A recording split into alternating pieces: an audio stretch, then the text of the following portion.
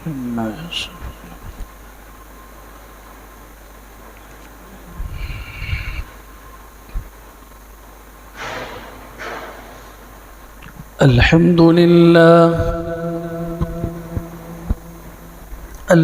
لله نحمده ونستعينه ونستغفره ونؤمن به ونتوكل عليه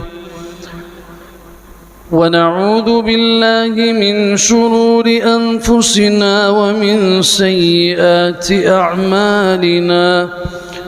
من يهده الله فلا مضل له ومن يضلل فلا هادي له. وأشهد أن لا إله إلا الله وحده لا شريك له. وأشهد أن سيدنا ومولانا محمدًا عبده ورسوله صلى الله تعالى عليه وعلى آله وصحبه أجمعين. أعوذ بالله من الشيطان الرجيم. بسم الله الرحمن الرحيم. النبي أولى بالمؤمنين من أنفسهم وأزواجه أمهاتهم. وقال سبحانه: قل إن كان آباؤكم وأبناؤكم وإخوانكم وأزواجكم وعشيرتكم وأموال اقترفتموها وتجارة تخشون كسادها ومساكن ترضونها أحب إليكم من الله ورسوله وجهاد في سبيله فتربصوا حتى يأتي الله بأمره والله لا يهدي القوم الفاسقين.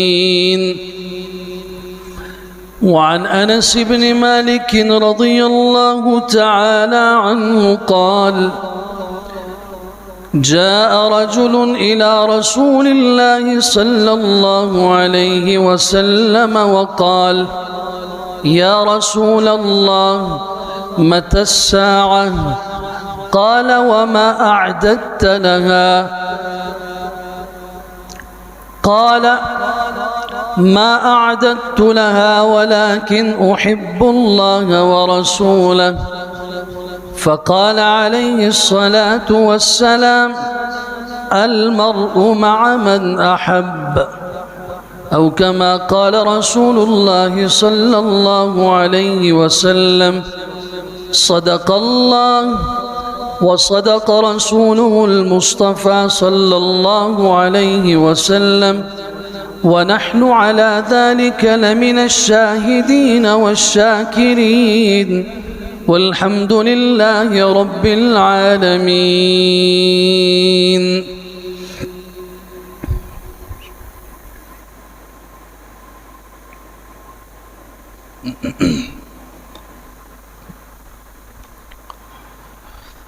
हर एक चीज़ का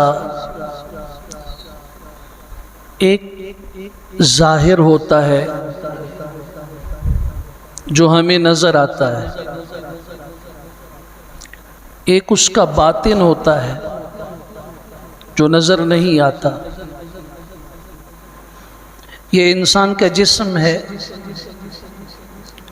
हमें नज़र आ रहा है, सर के बालों से लेकर चेहरा, सीना, पेट, पाँव तक, ये जो ज़ाहिरी हिस्सा है जिस्म, ये नज़र आ रहा है।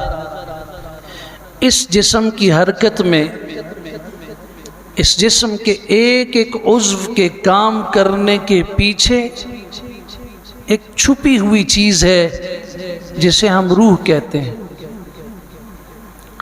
वो रूह ना हो तो ये आँख نہیں دیکھ سکتی، وہ روح نہ ہو کان نہیں سن سکتے، جسم ساکت بغیر حرکت کے، یہاں تک کہ اس جسم کا وجود بھی روح کے بغیر کچھ عرصے کے بعد قائم نہیں رہتا۔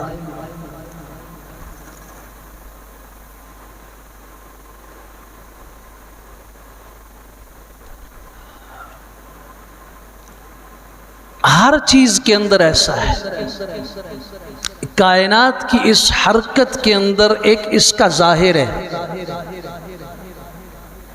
ہمیں نظر آ رہا ہے کہ سورج طلوع ہوتا ہے، چلتے چلتے زوال، اور اس کے بعد پھر غروب ہو جاتا ہے، دن آتا ہے، رات ہمیں نظر آتی ہے،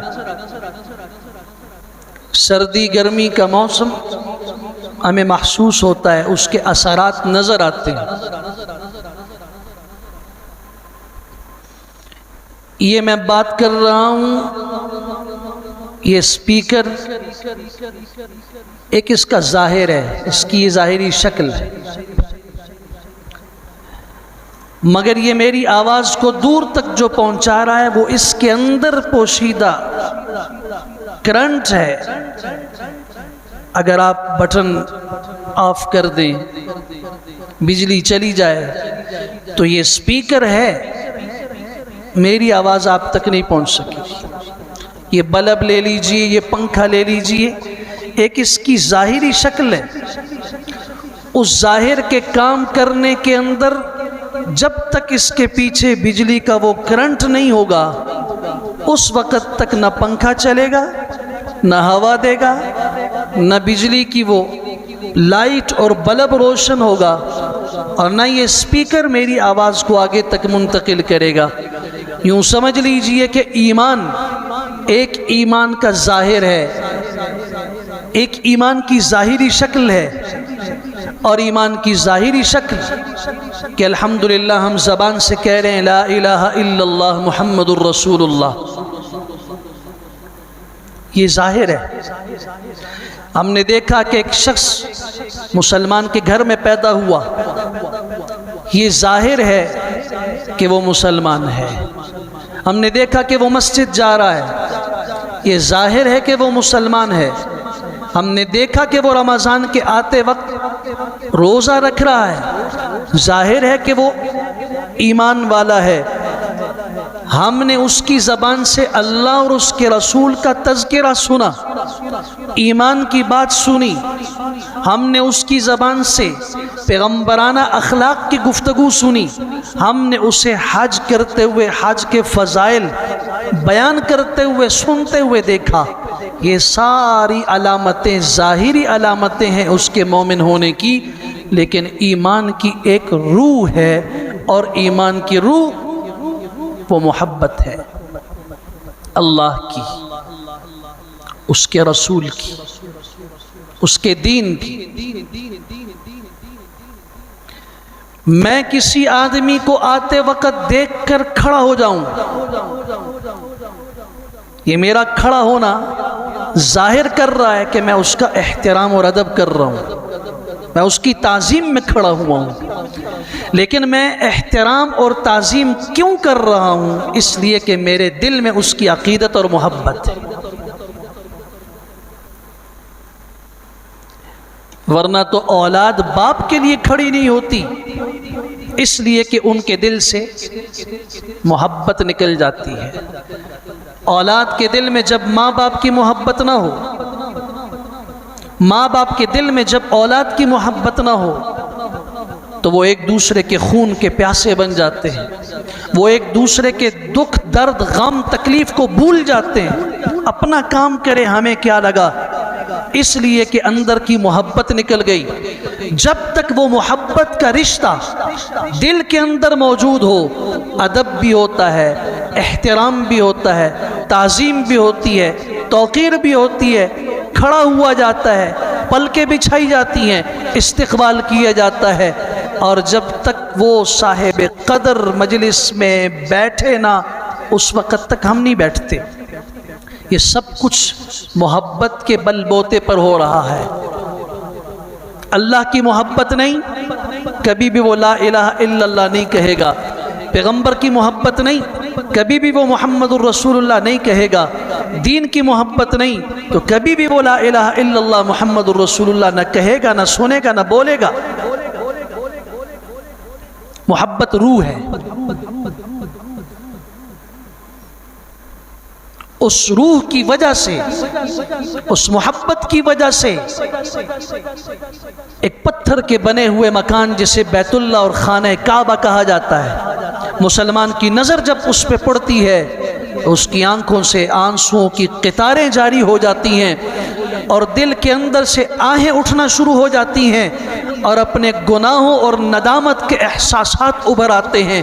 زندگی بھر کے کیے ہوئے گناہ نظروں کے سامنے آنا شروع ہو جاتے ہیں اور انسان احساس ندامت کے ساتھ کہتا ہے، اے اللہ، اے اس عظیم رب، اے اس عظیم گھر کے مالک، اے اس عظیم کائنات کے عظیم رب، میں اپنے گناہوں کی بہت بڑی گھٹڑی لے کر آیا ہوں، مجھے اپنے گناہوں کا پتہ نہیں ہے، آج تک میں نے کتنے گناہ کیے، لیکن اے عظمت والی ذات، تیری معافی بھی عظیم ہے، تیری ہر صفت عظیم ہے، مجھے معاف فرما۔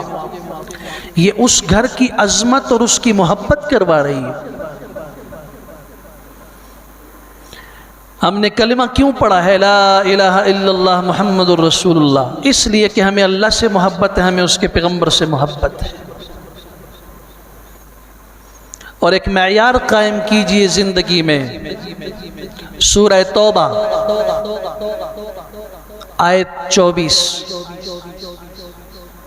یہ ایک معیار ہے اپنے آپ کو پرکھنے کا، اپنے آپ کو جانچنے کا کہ میں مومن ہوں یا نہیں ہوں، میرے دل میں ایمان کتنا ہے، میں ایمان کی کس سطح پر ہوں۔ بہت آسان فارمولہ ہے جو اللہ نے اپنی اس کتاب مقدس میں بیان کیا، اور میں اسے آسان الفاظ میں آپ حضرات کی خدمت میں اور اپنے ہاں سے اپنے ہاں پیش کر کے کہتا ہوں۔ یہ ترازو کا ایک پیمانہ سامنے رکھیے، دو پلڑے ہیں ترازو کے، آپ کسی چیز کا وزن تولتے ہیں نا تو آپ اسے ترازو کے ایک پلڑے میں رکھتے ہیں، دوسرے میں آپ وزن کرنے والی چیز وزن تول رکھتے ہیں۔ آئیے ذرا ہم اپنے ایمان کو تولنے لگے ہیں۔ اے میرے اللہ، میرا ایمان کس سطح پر ہے؟ میں تو بچپن سے کہہ رہا ہوں اور بچپن سے ماں باپ سے سن رہا ہوں اور ماحول سے سن رہا ہوں کہ میں مسلمان ہوں، میں مومن ہوں، ہمارے دل میں ایمان ہے۔ اللہ ہے یا نہیں ہے؟ تو کتنا ہے؟ یہ ترازو قائم کیجئے، ایک پلڑے میں 8 چیزوں کو ڈال دیجئے اور دوسرے پلڑے میں صرف 3 چیزیں رکھیے، اور اپنے دل کو قاضی بنا کے پوچھ لیجئے۔ جو فیصلہ آپ کے دل کا ہوگا وہ سچ سچ بتائے گا کہ میں ایمان کے کس سٹیج اور کس سطح پر ہوں، کس درجے پر ہوں۔ باپ، دادا، ماں اور جتنے مقدس اوپر کے رشتے ہیں، ان سب کی محبت کو اٹھائیں، ترازو کے اس پلڑے میں رکھتے ہیں۔ قل ان کان آباؤکم، ایک، وابناؤکم، اپنے بیٹے بیٹیاں، اولاد، پوتے پوتیاں، نواسے نواسیاں، اپنی اولاد کو، ان کی محبت کو اٹھائیں اور اس پلڑے میں رکھیں۔ اپنی بیوی اور بیوی اپنے شوہر، اس کی محبت کو اٹھا کے اس پلڑے میں رکھیں۔ سمجھ آ رہی؟ اپنے بہن بھائی، ان کی محبت کو اس پلڑے میں رکھیں۔ اپنے خاندان، قوم، قبیلے کی محبت کو رکھیں۔ جو مال کمایا ہے، اس کمائے ہوئے مال کی محبت کو بھی اس پلڑے میں رکھیں۔ وہ تجارت جس کے گھاٹے اور خسارے کا ہمیں ڈر لگا رہتا ہے کہ میرے پیسے ڈوب جائیں گے، سرمایہ ختم ہو جائے گا، کیا کروں گا؟ اٹھائیے یہاں رکھیے، اور اپنے گھر، کوٹھیاں، بنگلے، ان کی محبت اٹھا کے یہاں رکھ دیجیے۔ 8 محبتیں ہیں دنیا میں۔ انسان ماں باپ سے محبت کرتا ہے، اولاد سے محبت کرتا ہے، بیوی سے محبت کرتا ہے، اپنے بہن بھائیوں سے محبت کرتا ہے، قوم قبیلے سے محبت کرتا ہے، تجارت سے محبت کرتا ہے، مال سے محبت کرتا ہے، گھر سے محبت کرتا ہے۔ ان 8 محبتوں کو ترازو کے ایک پلڑے میں ڈال کر دوسرے میں صرف 3 محبتوں کو رکھیے، اللہ، اس کا رسول، اس کے دین۔ ان 3 محبتوں کو رکھ کے اپنے ضمیر کی عدالت کے قاضی دل سے پوچھئے کیا فیصلہ ہے تمہارا؟ کیا اللہ کی محبت ان 8 محبتوں سے زیادہ ہے یا نہیں؟ اس کے پیغمبر کی محبت ان 8 محبتوں سے بڑھ کر ہے یا نہیں؟ اس کے دین کے لیے جہاد کی محبت ان 8 محبتوں سے زیادہ ہے یا نہیں؟ بس اللہ کی قسم دیر نہیں لگے گی، کوئی لمبی فائلیں، کوئی وکیل اور کسی قسم کا ٹرانسلیٹر اور مترجم ترجمان کی ضرورت پیش نہیں آئے گی۔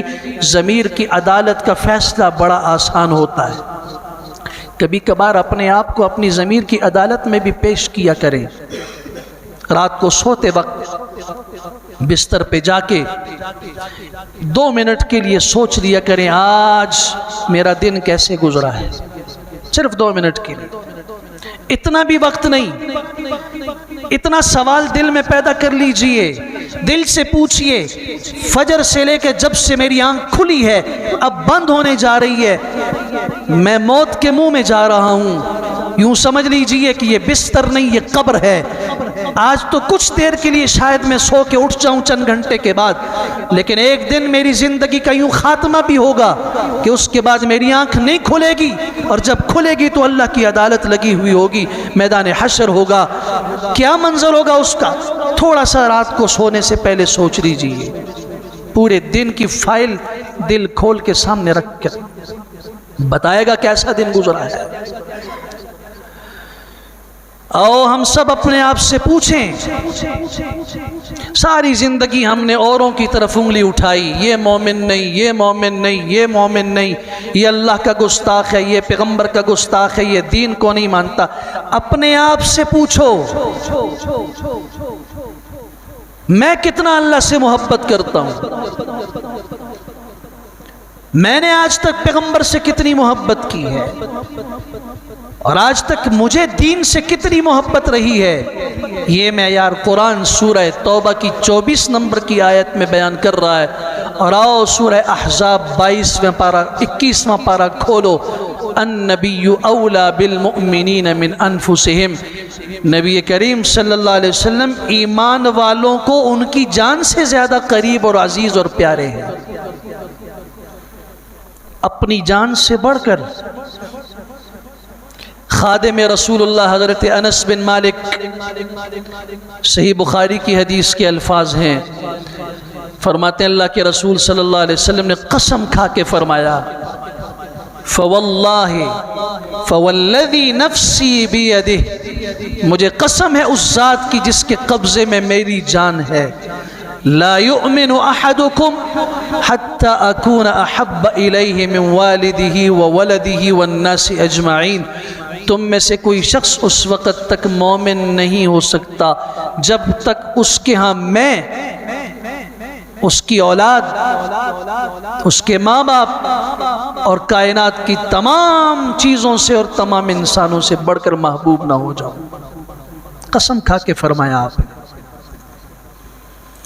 یہی حضرت انس فرماتے ہیں، امام الانبیاء صلی اللہ علیہ وسلم نے فرمایا، ثلاث من کن فیہ وجد بہن حلاوت الایمان، جس شخص میں 3 باتیں ہیں، 3 خصلتیں ہیں، 3 صفات ہیں، وہ ایمان کی مٹھاس، ایمان کی لذت، ایمان کی شیرینی پالے گا۔ کون سی ہے؟ سب سے پہلی، ان یکون اللہ ورسولہ احب الیہ مما سواہما، اسے اللہ اور اس کے رسول دونوں کے علاوہ ہر چیز سے زیادہ محبوب، اولاد سے زیادہ۔ اللہ اکبر۔ حضرت علی سے پوچھا گیا رضی اللہ تعالیٰ عنہ، آنے والے نے پوچھا حضرت کیف حبکم لرسول اللہ، آپ حضرات اللہ کے رسول سے کیسے محبت کرتے ہیں، کتنی محبت کرتے تھے؟ حضرت کا ایک جملہ دل پہ لکھ لیجیے۔ حضرت علی رضی اللہ عنہ فرمانے لگے، حضور کے بارے میں پوچھتے ہو، کان احب الینا واللہ من اموالنا واولادنا وآبائنا وابنائنا والماء البارد علی الظمأ۔ ہم سے پوچھتے ہو، ہم صحابہ کرام، ہم ایمان والے حضور سے کتنی محبت رکھتے تھے؟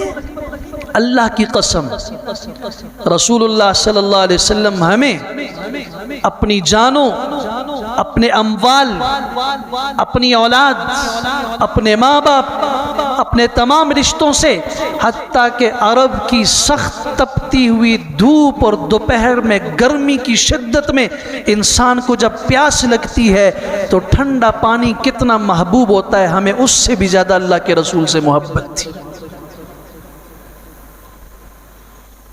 والماء البارد علی الظمأ، پیاس کی شدت میں دوپہری میں پیاس بجھانے کے لیے ٹھنڈے پانی سے بھی زیادہ ہمیں اللہ کے رسول کی محبت تھی۔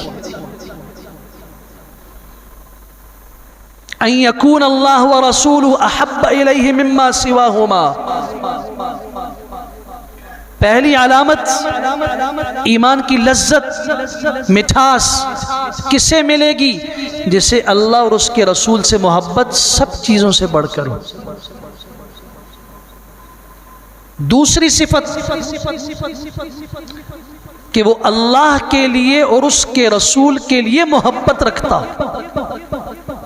ان یحب المرء لا یحبہ الا للہ، کسی سے محبت ہے تو اللہ کے لیے ہے، اس لیے ہے کہ وہ پیغمبر کا کلمہ پڑھنے والا ہے، مسلمان ہے۔ اور تیسری صفت کہ ایمان کی لذت اسے ملے گی جسے ایمان لانے کے بعد وَأَن يَكْرَهَ أَن يَعُودَ إِلَى الْكُفْرِ بَعْدَ أَن أَنْقَذَهُ اللَّهُ، ایمان لانے کے بعد کفر کی طرف پلٹ کے جانا اور کافر ہونے کی کسی بات کو پسند کرنا اسے اتنا ناپسند ہو جس طریقے سے جہنم میں ڈالنا اور آگ کے اندر ڈالنا اسے ناپسند ہوتا ہے۔ امام الانبیاء صلی اللہ علیہ وسلم کی محبت ہر چیز سے بڑھ کر ہوگی، لیکن ہے کیا؟ کیسے صحابہ کرام نے بتائی؟ جب آپ نے اعلان نبوت فرمایا، سب سے پہلے بیت اللہ کے اندر جو آواز گونجی ہے نعرہ توحید کی، وہ آپ کے وہ ساتھی ہیں جنہیں آج دنیا سیدنا ابو بکر صدیق کے نام سے جانتی ہے۔ یہاں آ کے امام الانبیاء صلی اللہ علیہ وسلم کی دعوت کو جب انہوں نے اٹھایا، عتبہ بن ربیع نے اتنا مارا کہ حضرت بے ہوش ہو گئے، اور جب حضرت کی قوم کو پتہ چلا آئے، حضرت ابو بکر صدیق کو اٹھا کر لے گئے گھر میں۔ جب انہیں ہوش آیا، ان کی والدہ ام خیر نے دودھ اور پانی پیش کیا۔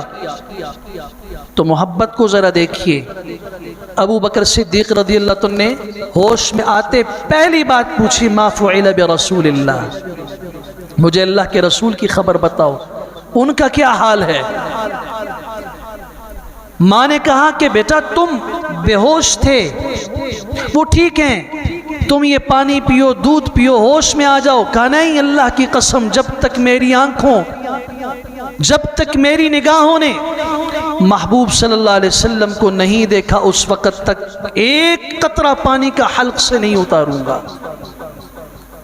اس زخمی حالت کے اندر ماں نے اور ایک دوسری عورت نے اٹھا کے کندھوں کے اوپر گھسٹتے ہوئے رسول اکرم صلی اللہ علیہ وسلم کی خدمت میں پیش کیا۔ انہیں دیکھا، ساری مصیبتیں اور ساری تنگیاں اور تکلیفیں راحت میں بدل گئی۔ اٹھاؤ ذرا اس غزوہ احد کے اندر اس عورت کو جسے خبر دی جاتی ہے کہ احد میں 70 آدمی شہید ہو گئے.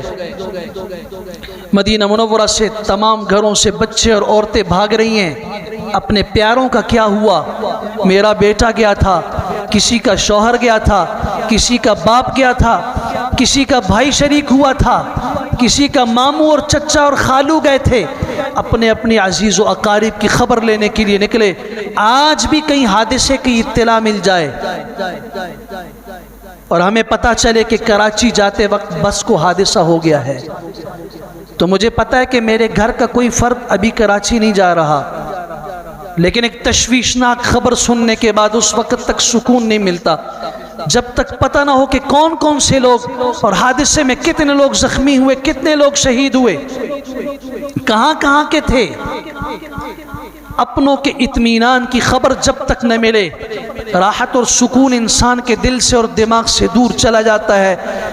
یہ عورت آ رہی ہے اور پوچھ رہی ہے کہ ما فعل برسول اللہ، اللہ کے پیغمبر صلی اللہ علیہ وسلم کا کیا بنا؟ اطلاع ملی آپ کا باپ شہید ہوا، پرواہ نہیں. ما فعل برسول اللہ، آپ کا بھائی شہید ہو گیا، نہیں. ما فعل برسول اللہ، آپ کا شوہر شہید ہو گیا، نہیں. ما فعل برسول اللہ، آپ کا بیٹا شہید ہو گیا. یہ 4 رشتے دنیا میں سب سے قریب ترین رشتے ہوتے ہیں. باپ کا رشتہ، بیٹے کا رشتہ، شوہر کا اور بھائی کا رشتہ.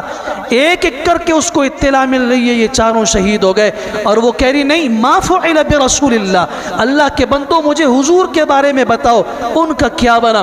اور جب رسول اکرم صلی اللہ علیہ وسلم کے اوپر نظر پڑی تو اس کا وہ جملہ سیرت کی کتابوں میں محفوظ ہے، اور وہ محبت اور ایمان کا ایک معیار بتاتا ہے کہ مومنین، ایمان والے صحابہ کرام، مرد ہوں یا عورت ہوں، بچے ہوں یا بوڑھے ہوں، جوان ہوں، انہوں نے کائنات کی ہر چیز سے بڑھ کر محبت کی تو رسول اللہ کے ساتھ کی. نگاہ پڑی، مسکرا کے کہتی ہے کل مصیبت بعدک جلل، آپ کو دیکھنے کے بعد ہر مصیبت ختم ہو گئی، ہر تکلیف دور ہو گئی، ہر کانٹا جو تکلیف دے تھا وہ نکل کر راحت کا سبب بن گیا.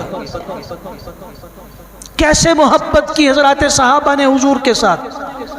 صحیح بخاری میں اٹھائیے ذرا، اس آدمی کے الفاظ نقل کیے ہیں امام بخاری رحمت اللہ تعالی علیہ نے. راوی حدیث ہے حضرت مسور بن مخرمہ رضی اللہ تعالیٰ عنہ، اور جس شخص کے الفاظ نقل کر رہے ہیں وہ ابھی تک مسلمان نہیں ہے، وہ بعد میں جا کے مسلمان ہوا ہے. اس واقعے کے 2 سال بعد مسلمان ہوا ہے، اور آج اسے حدیبیہ کے میدان میں 1500 صحابہ کرام کے ساتھ رسول اکرم صلی اللہ علیہ وسلم عمرے کی نیت سے آئے ہوئے ہیں، انتظار کر رہے ہیں. حضرت عثمان کو سفیر بنا کے بھیجا، اور وہاں سے مشرکین مکہ نے اپنا ایک نمائندہ بھیجا جاسوسی کے لیے، عروہ بن مسعود الثقفی. جاؤ مسلمانوں کے حالات دیکھو، جائزہ لو، آ کے بتاؤ کتنی تعداد میں ہے، کیا کر رہے ہیں، کیا ارادہ ہے، کیسے ہیں. یہ شخص آیا ہے جائزہ لینے کے لیے. جائزہ لیا، واپس جا کے اس نے جو رپورٹ پیش کی ہے، صحیح بخاری کے الفاظ یہ ہیں، اس کے الفاظ یہ ہیں کہ اللہ کی قسم. پھر یاد دہانی کروا رہا ہوں کہ ابھی مسلمان نہیں جب یہ کہہ رہا ہے، دشمن ہے. کہہ رہا اللہ کی قسم، رأیت ملوک کسرا وقیصر والنجاشی، میں نے قیصر کے بادشاہوں، روم کے بادشاہوں کو دیکھا، قیصر کو، کسرا کے بادشاہوں، ایران فارس کے بادشاہ کسرا کو دیکھا، حبشہ کے بادشاہوں کے پاس میں گیا ہوں، اور میں اللہ کی قسم کھا کے کہتا ہوں کہ اتنی ان بادشاہوں کی رعایا اور ان کے ساتھی ان کے ساتھ عقیدت اور محبت کا معاملہ نہیں کرتے جتنا اصحاب محمد مصطفیٰ محمد بن عبداللہ کے ساتھ محبت کا معاملہ کرتے ہیں صلی اللہ علیہ وسلم. پھر منظر پیش کرتا ہے، کہتا ہے اللہ کی قسم میں نے دیکھا آپ کا لعاب دہن وہ آپ کے صحابہ زمین پہ گرنے نہیں دیتے، یہ بخاری کے الفاظ ہیں، آپ کا لعاب وہ اپنے ہاتھوں میں اٹھا لیتے ہیں، اسے ہاتھوں میں ملتے ہیں، جسم پہ ملتے ہیں، سعادت سمجھتے ہیں اور اس کے لیے جھگڑا کرتے ہیں، یوں محسوس ہوتا ہے کہ جان لے لیں گے، اس کے الفاظ ہیں۔ اور جب وہ بات کرتے ہیں تو سننے والے خاموشی کے ساتھ بالکل آوازیں بند کر کے اس کی بات سنتے ہیں، وہ جو کوئی امر دیتے ہیں، حکم دیتے ہیں، اس کی تعمیل اور اس کی تکمیل میں دیر نہیں کرتے، اور ان کے وضو کے پانی کو وہ زمین پہ گرنے نہیں دیتے کہ قطرہ محفوظ کرتے ہیں۔ پھر کہتا ہے اللہ کی قسم میں نے ان بادشاہوں کی قدر اور محبت اتنی نہیں دیکھی جتنی اصحاب محمد کے دل میں محمد الرسول اللہ کی محبت ہے۔ انسان جب سچ کہتا ہے نا اور سچ کو قبول کرتا ہے تو اللہ تعالیٰ اس کے لیے ہدایت کے راستے ضرور کھولتے ہیں۔ 2 سال کے بعد اسی سچ کا فائدہ ہوا، آج جب میں نام لیتا ہوں تو میں کہتا ہوں عروہ بن مسعود الثقفی رضی اللہ تعالی عنہ فتح مکہ کے موقع پر اسلام لائے۔ اور صحابہ کرام نے کیسے محبت کی، سیدنا عمر بن خطاب رضی اللہ عنہ کا زمانہ خلافت ہے، آپ نے وظائف تقسیم کیے، بیت المال میں وظیفے مقرر کیے۔ اسامہ بن زید رضی اللہ عنہ کا جو وظیفہ مقرر کیا وہ اپنے بیٹے حضرت عبداللہ بن عمر سے دگنا مقرر کیا۔ تو عبداللہ بن عمر آئے، ابا جی آپ دیکھیں نا، آپ نے میرا جو وظیفہ مقرر کیا ہے وہ آدھے سے بھی کم ہے، اور اسامہ بن زید ان کا وظیفہ مجھ سے دگنا زیادہ ہے۔ اپنے فضائل بتائے کہ دیکھیں نا میں رسول اکرم صلی اللہ علیہ وسلم کی خدمت میں آیا کرتا تھا، حضور مجھ سے محبت کیا کرتے تھے، اپنے کچھ فضائل بتائے۔ حضرت عمر رضی اللہ عنہ فرمایا اللہ کی قسم تمہیں معلوم نہیں ہے کہ اسامہ کون ہے اور اس کا باپ کون ہے۔ نے فرمایا کہ تمہارا باپ عمر بن خطاب ہے، اسامہ کا باپ زید بن حارثہ ہے جسے رسول اکرم صلی اللہ علیہ وسلم نے منہ بولا بیٹا کہا تھا۔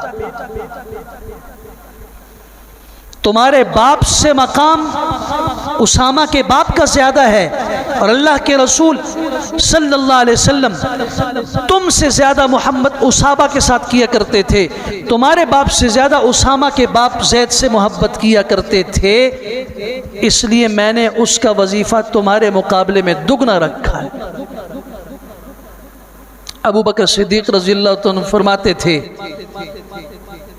کہ مجھے اللہ کی قسم ہے کہ مجھے اپنے قریبی رشتہ داروں سے بڑھ کر رسول اکرم صلی اللہ علیہ وسلم کے قریبی رشتہ دار محبوب اور عزیز ہیں۔ صحیح بخاری میں ہے۔ آپ کے خادم اور غلام ہیں حضرت ثوبان، آیا رسول اللہ متی الساعہ، قیامت کب آئے گی؟ آپ علیہ السلام نے فرمایا وَمَا أَعْدَدْتَ لَهَا، تم نے اس کی کیا تیاری کی ہے؟ تم نے قیامت کی کیا تیاری کی کہ تمہیں جلدی ہو رہی ہے قیامت کب آئے گی؟ کبھی کبھی یہ سوال امت کے لیے بہت بڑی تسلی کا سبب بن جاتے ہیں۔ امام الانبیاء صلی اللہ علیہ وسلم نے فرمایا کیا تیاری ہے قیامت کے لیے تمہاری کہ تم قیامت کے بارے میں پوچھتے ہو؟ فرمایا کوئی تیاری نہیں، ایک بات ہے کہ میں اللہ اور اس کے رسول سے بہت زیادہ محبت کرتا ہوں اور ساری چیزوں سے بڑھ کے کرتا ہوں۔ تو امام الانبیاء صلی اللہ علیہ وسلم نے ایک جملہ فرمایا انت مع من احببت، پھر قیامت جب بھی آئے تمہیں کیا لگا، لیکن جب بھی آئے گی نا تم قیامت کے دن اس کے ساتھ اٹھو گے اور اس کے ساتھ ہوگے جس کے ساتھ تو نے محبت کی ہے۔ حضرت انس بن مالک نے 10 سال خدمت کی رسول اکرم صلی اللہ علیہ وسلم کی، خادم رسول اللہ ہیں، وہ فرماتے ہیں اس جملے سے ہمیں اتنی خوشی حاصل ہوئی کہ اس سے بڑھ کر اتنی خوشی کسی اور بات پہ نہیں ہوئی ہے۔ کیوں؟ آج ایک سند مل گئی آپ علیہ السلام کی زبان مبارک سے، ایک اجازت نامہ مل گیا، سرٹیفکیٹ مل گیا کہ جس کے ساتھ تم نے محبت کی ہے تم اس کے ساتھ رہو گے۔ تو ان صحابہ کو اتنا یقین تھا کہ اللہ ہمارے دلوں سے واقف ہے، اللہ کو ہمارے قلوب اور دل کے اندر کی بات کا پتہ ہے کہ ہم اللہ اور اس کے رسول سے کتنی محبت کرتے ہیں۔ اس لیے وہ خوش ہو گئے کہ یقیناً کل امام الانبیاء صلی اللہ علیہ وسلم کا ساتھ ہمیں نصیب ہوگا اور ہم ان کے ساتھ ہوں گے۔ یہ مکہ مکرمہ کے باہر ایک چوک ہے،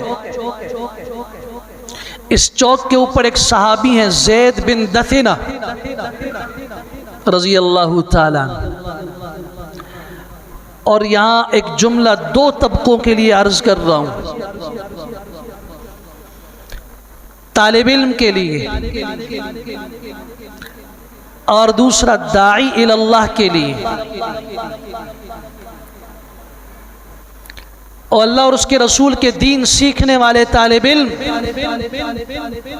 میرے یہ الفاظ اپنے دل کی تختی پہ لکھ لے تاکہ زندگی میں کبھی تمہیں مایوسی نہ ہو لوگوں کی باتیں سن کر، اور تاکہ حالات کی وجہ سے تمہارا دل نہ ٹوٹ جائے اور تم کہیں یہ نہ سوچنا شروع کر دو کہ میں نے جس راستے پہ چلنا منتخب کیا تھا، میرے ماں باپ نے جس راستے پہ مجھے نکالا تھا، کاش میں یہاں نہ ہوتا، میں وہاں ہوتا۔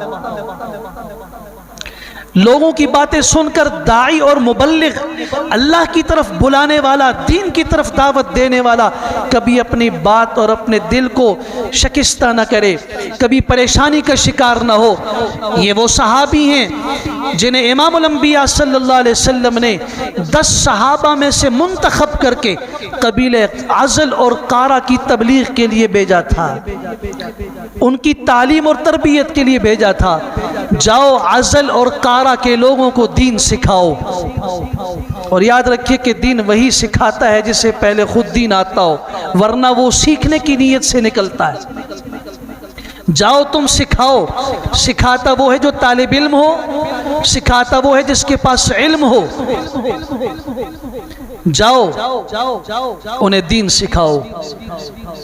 قوم نے بڑا ظلم کیا، آپ کی تاریخ بڑی روشن ہے، دنیا اسے تاریخ کہتی ہے، دنیا کہتی ان کا مستقبل تاریخ ہے۔ نہیں، اللہ کی قسم جو طالب علم ہے، اس قرآن کا طالب علم ہے، دین کا طالب علم ہے اور دین کا داعی اور مبلغ ہے، جس کی زبان پر اللہ اور اس کے رسول کی دعوت ہے اور دین کی بات ہے، اس کا ماضی بھی روشن تھا اور اس کا حال بھی روشن ہے اور اس کا مستقبل بھی روشن ہے انشاءاللہ۔ آپ نے 10 صحابہ کو چن چن کے بھیجا، ان ظالموں نے ان کو ایک ٹیلے پہ قید کر کے محصور کر کے ایک ایک کو شہید کیا، 3 کو زندہ گرفتار کیا۔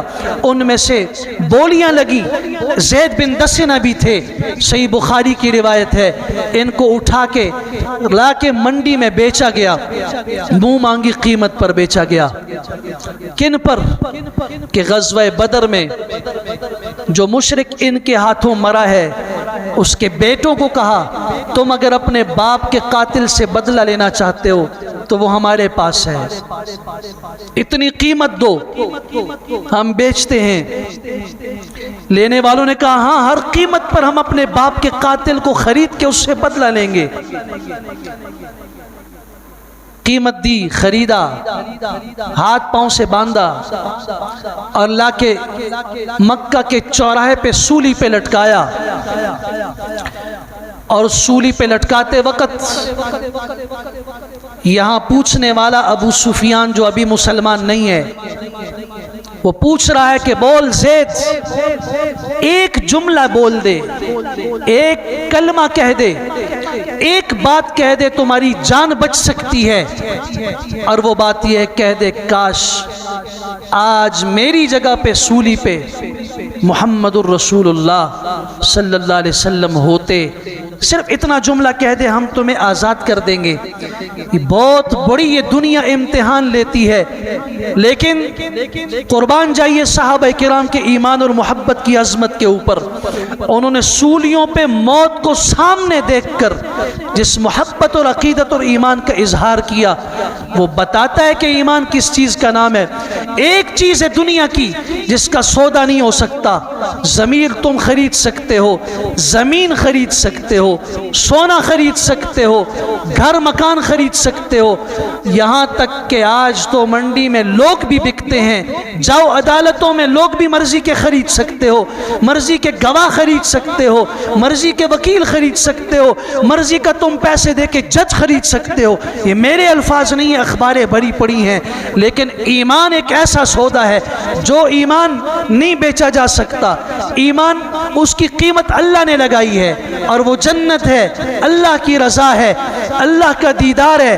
اس لیے ایمان کا سودا کرنے والوں نے کبھی نہیں کیا، اور جنہوں نے سودا کیا ہے وہ ایمان تھا ہی نہیں. کھوٹے سکے بیچے انہوں نے، ایمان کے نام پہ بیچے ہیں. مومن کبھی بھی ایمان کا سودا نہیں کرتا.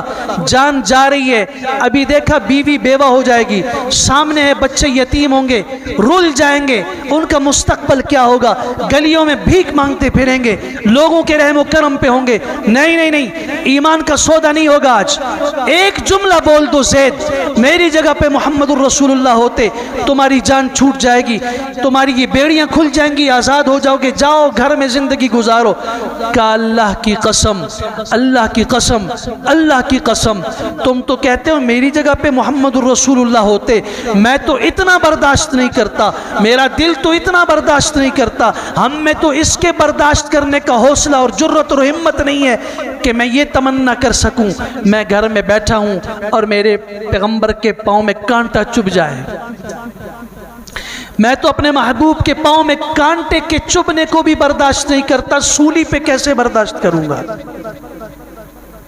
سولی پہ لٹک گئے، شہید ہو گئے، لیکن اس ایک جملے نے تاریخ رقم کر دی، اور آج مجھے اور آپ کو بتا دیا کہ صحابہ کرام نے امام الانبیاء صلی اللہ علیہ وسلم سے محبت کیسے کی، اس کا عملی اظہار کیسے کیا.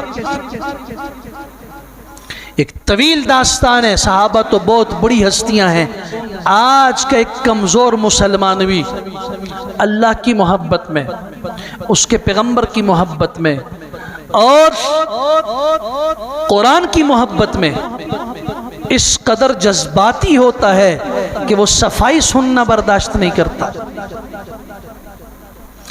اسے جب لگے کہ کسی نے اللہ کی گستاخی کر دی، توہین کر دی، یا اس نے امام الانبیاء صلی اللہ علیہ وسلم کی محبت کے خلاف کوئی جملہ بولا، اور انسان تو انسان ہے، اگر آپ نہ بھی کریں کوئی فرق نہیں پڑتا. میں آپ کو لے جاتا ہوں مسجد نبوی کے کھجور کے خشک تنے کی طرف. آج سے 1450 سال پہلے جس تنے کے ساتھ کھڑے ہو کے جمعے کے دن امام الانبیاء صلی اللہ علیہ وسلم خطبہ جمعہ ارشاد فرمایا کرتے تھے، عید کا خطبہ اس کے ساتھ کھڑے ہو کے ٹیک لگا کے ارشاد فرماتے تھے. ایک انصاری عورت نے یہ خدمت میں پیش کیا کہ آپ کھڑے ہو کے خطبہ دیتے ہیں اور خطبہ لمبا ہو جاتا ہے، بسا اوقات آپ کو تھکاوٹ ہوتی ہے، آپ کے آرام کے لیے ضروری ہے کہ میں ایک ممبر بنوا دوں. کھڑے ہو کے آپ خطبہ دیتے ہیں اس کھجور کے خشک تنے کے ساتھ ٹیک لگا کر، میں ایک ممبر بنوا دوں. آپ علیہ السلام نے فرمایا ٹھیک ہے. اس انصاریہ عورت نے ممبر بنایا، یہاں سے ممبر کی سنت جاری ہوئی، اور آج پوری دنیا کے جن ممبروں پہ بیٹھ کر خطیب خطبہ دیتا ہے، کھڑے ہو کے خطبہ دیتا ہے، مجھے بتاؤ اس انصاریہ عورت نے جب یہ سنت جاری کی تھی اسے اجر ملے گا یا نہیں ملے گا؟ آپ کو سہولت ہوگی، ممبر تیار کروایا اور جمعے کا دن آیا، امام الانبیاء صلی اللہ علیہ وسلم اس ممبر پہ تشریف لائے. آپ نے جو الحمدللہ اللہ کی تعریف شروع کی، ہچکیوں اور بچے کے رونے کی طرح، انک انین الصبی، بخاری کی الفاظ ہیں، بچے کے رونے کی طرح پھوٹ پھوٹ کے بلک بلک کے رونے کی آواز آنے لگی. صحابہ متوجہ ہوئے کون رو رہا ہے، دیکھا تو امام الانبیاء صلی اللہ علیہ وسلم کے فراق میں، جدائی اور فصل میں وہ کھجور کا خشک تنہ رو رہا تھا.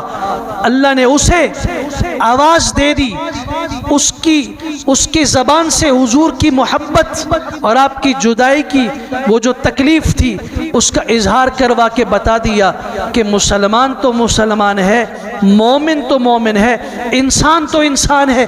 ایک کھجور کا خشک تنہ بھی رسول اکرم صلی اللہ علیہ وسلم کی محبت کو سمجھتا ہے۔ اور پھر آئیے ابن حجر عسقلانی رحمہ اللہ کی کتاب ہے الدرر الکاملہ، علامہ ذہبی صاحب سیر و اعلام النبلاء، تاریخ اسلام کی سب سے بڑی کتاب جنہوں نے لکھی ہے، سب سے ضخیم ترین کتاب جو 70 جلدوں پر مشتمل تھی، علامہ ذہبی محدث ہیں، ان کی کتاب ہے معجم الشیوخ، اس میں انہوں نے نقل کیا صحیح سند کے ساتھ، جس کا ایک ایک راوی یہ حدیث نہیں ہے لیکن تاریخ کی مستند ترین تاریخ ہے۔ ہلاکو کے زمانے میں ہلاکو نے کھڑے ہو کر ایک نصرانی عورت سے جب شادی کی تو نصرانیوں کی طرف اس کا قرب بڑھا، عیسائی اس کے قریب ہونے لگے، اور ویسے بھی بیوی جو بات کہتی ہے اس کا اثر شوہر پہ ضرور ہوتا ہے۔ بیوی نصرانی تھی تو نصرانیوں سے قرب بڑھنے لگا۔ ایک نصرانی مبلغ دعوت دے رہا تھا نصرانیت کی، عیسائیت کی تبلیغ کر رہا تھا، اس کی زبان سے محمد الرسول اللہ صلی اللہ علیہ وسلم کے حق میں گستاخی کے جملے نکلے۔ وہاں ان کا کتا بندھا ہوا تھا، خونخوار کتا، اس کتے نے بھونکنا شروع کیا اور قریب ہے کہ وہ زنجیریں توڑ دے۔ یہ خاموش ہو گیا، اس کی آواز بند ہوئی، کتا بھی خاموش ہو گیا۔ کسی نے کہا مجمع میں کہ یہ آپ نے جو محمد صلی اللہ علیہ وسلم کی، مسلمانوں کے پیغمبر کی گستاخی کی ہے، کتا اس پہ غضبناک ہوا ہے۔ تو وہ بدبخت کہنے لگا نہیں، یاد رکھیے اللہ تعالیٰ ظلم نہیں کرتا، ظالم کو بھی اللہ مہلت دیتا ہے کہ سمجھ آ جائے، لیکن جب وہ اپنے کان، اپنی آنکھیں اور جو اللہ نے علم کے آلات دیے ان کو بند کر کے ضد اور عناد پہ اتر آتا ہے، پھر ہدایت کے دروازے بند ہوتے ہیں، پھر دل پہ مہر لگتی ہے۔ اسے اللہ نے مہلت دی کہ اس نے کتے کے بھونکنے کو دیکھا، اور جب یہ خاموش ہوا تو اس کی خاموشی کو بھی محسوس کیا۔ پھر اس کے بعد کہنے والے کا جملہ بھی آیا کہ یہ تمہاری اس حرکت کی وجہ سے بھونک رہا ہے۔ 3 موقع ملے سمجھنے کے۔ اس نے کہا نہیں، یہ تو میں چونکہ یوں ہاتھ اٹھا اٹھا کے تقریر کر رہا تھا، اس وجہ سے کتے کو لگا شاید میں اس کی طرف اشارہ کر رہا ہوں اور میں اس پہ حملہ کرنے والا ہوں، اس لیے وہ بھونک رہا ہے۔ پھر اس نے جب محمد الرسول اللہ صلی اللہ علیہ وسلم کا نام لے کے گستاخی کا جملہ نکالا، کتے نے زنجیریں توڑی اور اس کے اس حلق اور اس کے گریبان اور گردن پہ منہ لگا کے اس کو واصل جہنم کر دیا۔ آج بھی وہ تاریخ مستند بتا رہی ہے کہ مسلمان حضور سے محبت کیوں نہ کرے۔ اگر اس کے پاس اللہ کی محبت کو نکال دیں، اس کے پاس اگر رسول اللہ کی محبت کو نکال دیں، اگر اس کے پاس جو اس کے دل میں دین کی محبت کا کچھ حصہ ہے، قرآن کی محبت ہے، وہ نکال دیں، تو یہ تو اس کھوکھلے ہوئے جسم کی طرح ہے جس جسم کے اندر روح نہیں ہے۔ ایمان کی روح اللہ کی محبت ہے۔ احب الیکم من اللہ، رسول کی محبت ہے، ورسولہ وجہاد فی سبیلہ۔ اور اگر ایسا نہیں فتربصوا، پھر انتظار کرو، حتی یأتی اللہ بامرہ، یہاں تک کہ اللہ کا عذاب کا فیصلہ آ جائے۔ اور واللہ لا یہدی القوم الفاسقین، فاسق اور بدکار قوم کو اللہ ہدایت نہیں دیتا۔ اللہ کریم ہمیں امام الانبیاء صلی اللہ علیہ وسلم کی محبت کا وافر حصہ نصیب فرمائے۔ وآخر دعوانا الحمدللہ رب العالمین۔